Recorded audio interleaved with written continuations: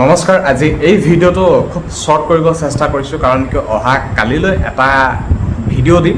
মানে এই ভিডিঅ'টোৰ পাছৰ নেক্সট যিটো ভিডিঅ' হ'ব, ফুল এনালাইজ কৰি কাট অফৰ ওপৰত ফুল ভিডিঅ' আহি যাব। কাৰণ কিয় মই যোৱা বৰ্ষৰ যেতিয়া SSC GD কাট অফ দিছিলোঁ, কাট অফ পূৰা মিলি গৈছিলে। ফিজিকেলত ইমান যাব বোলে ইমান গৈছিল, বা মেডিকেলত ইমান যাব বোলে ইমান, মেৰিটত ইমান যাব বোলে ইমান। মানে যোৱা বৰ্ষৰ যিখিনি ভিডিঅ' বনাইছিলোঁ SSCক লৈ, প্ৰায় মানে কাট অফবোৰ মিলি গৈছে। ইমান একজেক্ট নিমিলে বোলে এইটো কাষ্টৰ ইমান পইণ্ট যাব, পইণ্টটোনো কেনেকৈ মিলিবগৈ। জাষ্ট আমি এনালাইজ কৰিহে কথাখিনি ক'ব পাৰোঁ।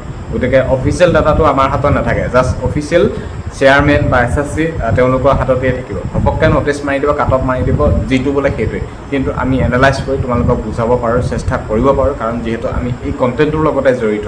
গতিকে আজি এই ভিডিঅ'টোতো কিছুমান কথা ক'ম, বা মেইন পইণ্ট কিছুমান তোমালোকে জানিব পাৰিবা। কিন্তু ইয়াৰ পাছৰ নেক্সট যিটো ভিডিঅ' আহিব লগা আছে, ফুল এনালাইজ কৰি ফিজিকেলৰ কাট অফ কিমান যাব, ভেকেঞ্চিৰ ক'ত কিমান আছে, এইবাৰ মেল টু ফিমেল, ফুল ডিটেইলছত ইয়াৰ পাছৰ নেক্সট এটা ভিডিঅ' আহি আছে। গতিকে সেই ভিডিঅ'টো পাবলৈ হ'লে মোৰ ফাৰ্ষ্ট, এতিয়া যদি ভিডিঅ'টো কোনোবা চাই আছা, কোনোবা নতুনকৈ যদি আহিছা, গতিকে নেক্সট ভিডিঅ'টো পাবলৈ হ'লে চেনেলটো ছাবস্ক্ৰাইব বা ফ'ল' কৰি ৰাখিবা। গতিকে এতিয়া আজি এই ভিডিঅ'টোত তোমালোকে কমেণ্টত জনোৱা যে তোমালোকে মাৰ্ক কিমান পাইছা। মেল টু ফিমেল কাষ্ট অনুসৰি তোমালোকে কমেণ্ট কৰা যে মাৰ্ক কিমান পাইছা। কাৰণ এইবাৰ আটাইতকৈ বেছি মাৰ্ক পোৱা সংখ্যাটোৱেই হৈছে, ল'ৰাই হওক বা ছোৱালী হওক, 60ৰ পৰা 70 ঘৰৰ সংখ্যা এইবাৰ মাৰ্ক পোৱা কেণ্ডিডেটৰ সংখ্যা বেছি। মানে তোমালোকক কি 100ত মানে 60%ে 60ৰ পৰা 70ৰ ভিতৰত পাইছে। 100ত 60%ে 60ৰ পৰা 70ৰ ভিতৰত পাইছে। বাকী 80-90ও পাইছে, বাকী 100ৰ প্লাছো পাইছে। কিন্তু খুব কম, 100+ খুব কম, বা 80-90 সংখ্যাৰো খুব কম। মানে 60% বা তাতকৈ হয়তো বেছি পাৰ্চেণ্টেজে হ'ব চাগে। মানে 60ৰ পৰা 70 ঘৰৰ সংখ্যা বা মাৰ্ক পোৱাৰ সংখ্যা বেছি, ল'ৰাই হওক লাগিলে ছোৱালী হওক। গতিকে সেয়েহে এতিয়া বহুত ল'ৰা বা ছোৱালীয়ে সুধি আছে বা ভাবি আছে যে 60-70 সংখ্যা এইবাৰ বেছি, কাট অফটো 80 যাবগৈ নেকি, 80+ যাবগৈ নেকি। কাৰণ কাট অফৰ কথা কোনেও নাজানে। গতিকে সেয়েহে তেওঁলোকেও ভাবি আছে যে এইবাৰ কাট অফটো বহুত হাই যাবগৈ নেকি, এনেকুৱা ধৰণৰ কথা। পৰাপক্ষত মই কৈছোঁ, তোমালোকে কাট অফক লৈ ইমান টেনশ্যন কৰি নাথাকিবা। কাৰণ আজি তাৰিখত 80, 90, 100, 100+ বহুত কেণ্ডিডেটে পাইছে। সকলো কেণ্ডিডেট ফেইল নকৰে, কিন্তু ভাল যিসকলে মাৰ্ক পাই থয়, তাৰ তেনেকুৱা কেণ্ডিডেট বহুখিনি কেণ্ডিডেটে ফিজিকেলত ফেইল হয়। কিন্তু পৰাপক্ষত মই ফেইল হোৱাটো বিচৰা নাই। প্ৰেক্টিচ কৰিলে 100% পাছ কৰিবা।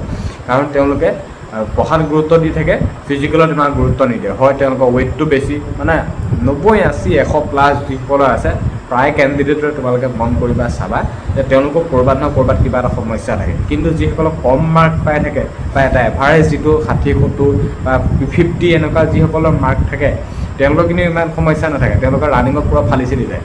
কিন্তু যিসকলে হাইষ্ট এটা মাৰ্ক পাই থাকে ন, তেওঁলোকৰ ক'ৰবাত কিবা এটা সমস্যা থাকে। মানে তেওঁলোকে পঢ়াত জোৰটো বেছি দিয়ে, ফিজিকেলৰ প্ৰতি ইমান গুৰুত্ব নিদিয়ে, তেনেকুৱা ধৰণৰ কথা। গতিকে যিসকলে ভাল মাৰ্ক পাই থৈছে, তেওঁলোকে মানে বহু কেণ্ডিডেটে ফিজিকেলত ফেইল হয় বা কিবা এটা আউট হৈ যায়। গতিকে মইতো সেইটো বিচৰা নাই, সকলো পাছ হওক, সকলোৱে জব লওক, সেইটো বিচাৰিছোঁ। কিন্তু যিহেতু এইবাৰ মানে 60 পৰা 70 ঘৰৰ সংখ্যাটো, যিহেতু এইবাৰ মাৰ্কৰ সংখ্যাটো বেছি, এতিয়া বহুতে ভাবি আছে মেৰিটটো বহুত যাবগৈ নেকি। আচলতে তেনেকুৱা নহয়। মই আকৌ কৈছোঁ, কাট অফৰ কথা চিন্তা নকৰিবা, একেবাৰে কাট অফৰ কথা চিন্তা নকৰিবা। কাট অফৰ কথা চিন্তা কৰি থাকিলে মানে নেক্সট ষ্টেপটো পাছ কৰিব নোৱাৰিবা। গতিকে সেয়েহে কৈছোঁ, এতিয়া পাছ কৰিছে যদি 40+ আছে, মেল টু ফিমেল সকলোকে কৈছোঁ, ফিজিকেলৰ কাৰণে ফালি থাকা। 40+ যদি আছে, তোমালোকে ফিজিকেলৰ কাৰণে দৌৰি থাকা, বছ সিমানে ভাবা। ফিজিকেল দিব পাওঁ 40+ যদি আছে, কিন্তু 35-30 তেনেকুৱা কাট অফ নহয় আৰু আজিৰ তাৰিখত। কিন্তু 40+ যিসকল আছে, ফিজিকেলৰ কাৰণে প্ৰস্তুতি চলোৱা। বাকী কাট অফ কিমান যায়, মেৰিট কিমান যাব নাযাব, সেইটো সময়ত গম পাবা। কিন্তু 80, 90, 100 তেনেকুৱা কাট অফ নাযায়গৈ। এইবাৰ এটা ভাল কাট অফে যাব, কাৰণ ভেকেঞ্চিও আছে, ভেকেঞ্চি প্লাছো হ'ব। আৰু বাকী 60 to 70 ঘৰৰ সংখ্যাটোৱে বেছি, সেই হোৱা হিচাপতে ভাবি আছে যে বহুত হাই যাবগৈ। তেনেকুৱা নহয়।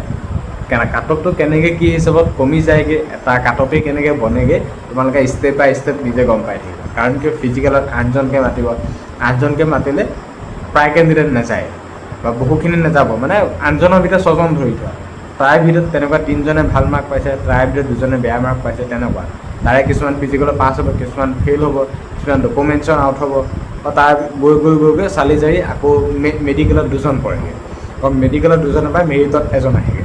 গতিকে সেয়েহে কৈছোঁ ষ্টেপ বাই ষ্টেপ তোমালোকে যেতিয়া গৈ থাকিবা এতিয়া তোমালোকে ৰিটাৰ্ণৰ পিছত ফিজিকেল পাবা, ফিজিকেল পাছ কৰাৰ পিছত যেতিয়া মেডিকেল পাবা, ষ্টেপ বাই ষ্টেপ যেতিয়া গৈ থাকিবা তেতিয়া তোমালোকৰ কাটঅফ সন্মুখত তোমালোকে নিজে গম পাই থাকিবা যে এইবাৰ কাটঅফটো ইমানেই যাব।